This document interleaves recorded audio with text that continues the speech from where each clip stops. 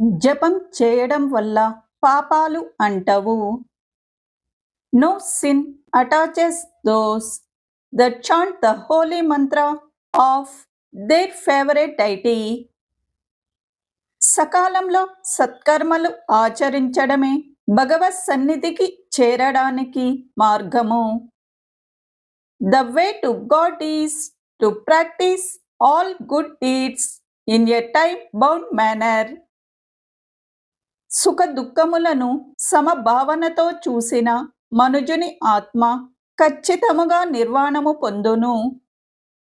The person who is not disturbed by happiness or distress and steady in both is certainly eligible for liberation.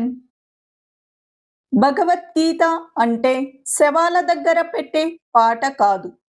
మనం శవంగా మారేలోపు జీవిత పరమార్థాన్ని తెలియజేసే దివ్య జ్ఞానోపదేశం. Bhagavad Gita is not a song sung near corpse, rather divine enlightenment that conveys the meaning of life before we become corpse. విజ్ఞాన శాస్త్రం పురోభివృద్ధి చెందే కొద్దీ సనాతన సంప్రదాయాలను ప్రపంచం మరింతగా గుర్తిస్తుంది.